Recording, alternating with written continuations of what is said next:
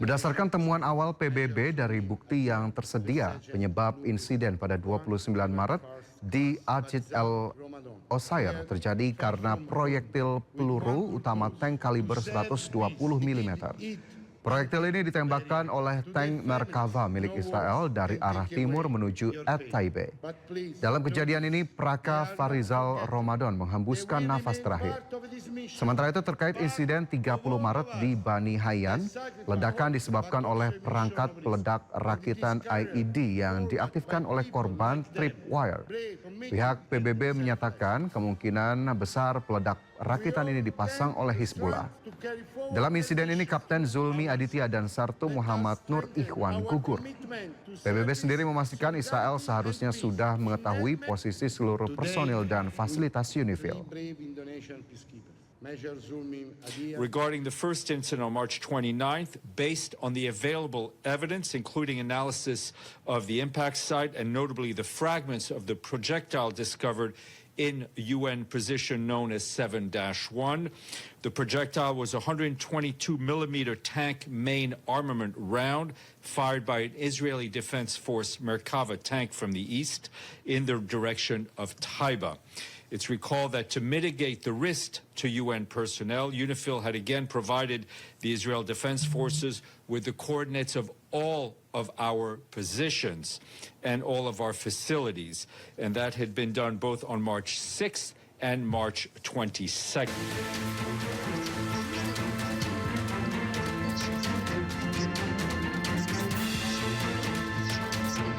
Pemerintah Indonesia mengutuk keras serangan terhadap pasukan perdamaian yang tergabung dalam misi United Nations Interim Force in Lebanon atau UNIFIL.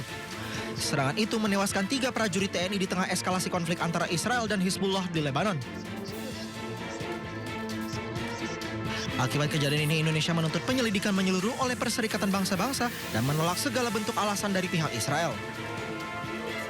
We demand investigation by the United Nations, not excuses from Israel. We demand the Security Council to keep abreast of the investigation and to immediately follow up the results. We demand that the perpetrators must be held legally accountable. Immunity must not become the standard, and attacks against peacekeepers must not be repeated nor tolerated. Sementara itu, Israel menuding bahwa Hizbullah yang menyerang dari lokasi-lokasi yang berdekatan dengan markas UNIFIL. This map shows 4 Hezbollah launches toward Israel on the 9th, 11th, and 14th of March. It's in a location near the village of Hania in southern Lebanon, right next to UNIFIL position 510. You can see the proximity.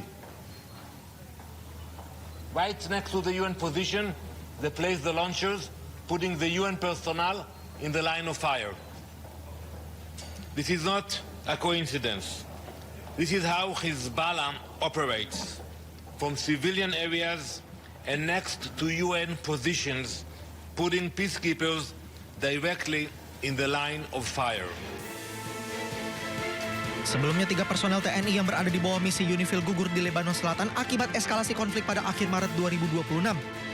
Insiden pertama terjadi pada 30 Maret 2026 yang menewaskan Praka Farizal Ramadan akibat ledakan proyektil di dekat pos penjagaan. Sehari kemudian, Kapten Infanteri Zulmi Aditya Iskandar dan Sertu Muhammad Nur Ikhwan gugur setelah kendaraan logistik yang mereka kawal terkena ledakan dalam sebuah serangan terhadap konvoi.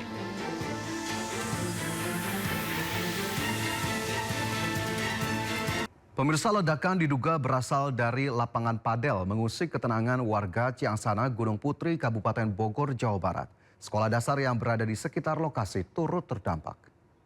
Terjadi ledakan nih di padel dekat. Inilah detik-detik sesaat setelah terjadinya ledakan sekitar pukul 5.30 waktu Indonesia Barat pagi saat warga Ciangsana siap beraktivitas. Ledakan diduga berasal dari lapangan padel tak jauh dari SDN 03 Ciangsana. Tak ada korban jiwa, namun sebagian sekolah mengalami kerusakan cukup parah. Kepolisian dan tim terkait sudah di lokasi mengamankan area dan melaksanakan olah TKP, sedangkan penyebab ledakan belum diketahui. karena itu aya ruangan lah jadi meledakan besar dia. Jalur utama Cadas Pangeran di Kabupaten Sumedang, Jawa Barat tertimbun longsor. Akibatnya akses Sumedang-Bandung tak bisa dilalui, memaksa pengendara mencari jalur alternatif.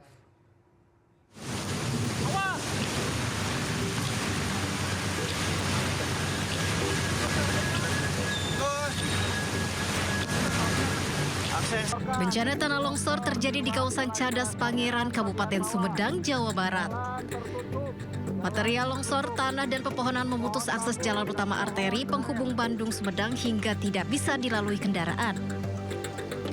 Sementara proses evakuasi belum bisa dilakukan karena kondisi tanah masih labil disertai hujan yang turun deras.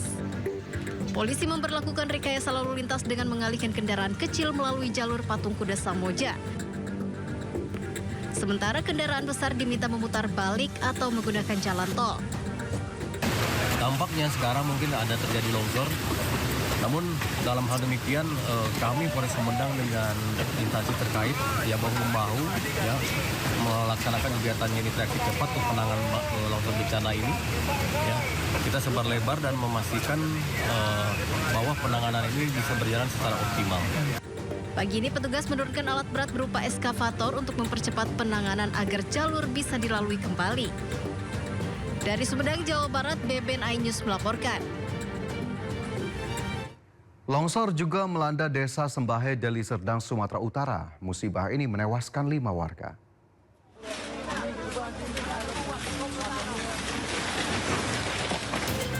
Tanah longsor menimpa desa Sembahe, Kecamatan Sibolangit, Kecamatan Deli Serdang, Sumatera Utara pada Selasa malam. Sedikitnya 8 rumah warga tertimbun longsor yang terjadi pada pukul 21.30 waktu Indonesia Barat ini. Kejadian bermula saat hujan lebat terjadi sejak sore hingga malam hari. Kondisi tanah yang labil diduga tak mampu menahan beban air sehingga memicu longsor.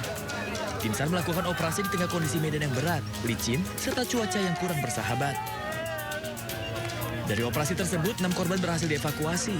5 diantaranya dinyatakan meninggal dunia dan 1 luka-luka dilarikan ke RSUD Pancur Batu. Untuk tadi malam itu tim gabungan sudah mengevakuasi beberapa korban dari teman-teman yang tadi malam sudah mencari teman-teman Basarnas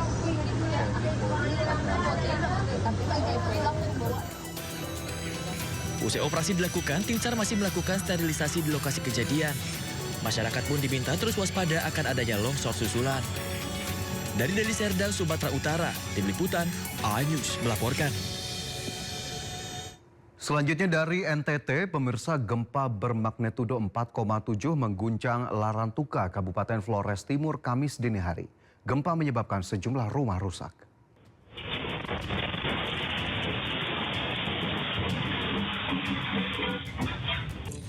Video amatir merekam gempa bumi bermagnitudo 4,7 mengguncang Desa Terong dan Desa Lamahama, Kecamatan Adonara Timur, Kabupaten Flores Timur, Nusa Tenggara Timur. Sejumlah rumah warga rusak parah, tembok dan atap rumah rusak berjatuhan.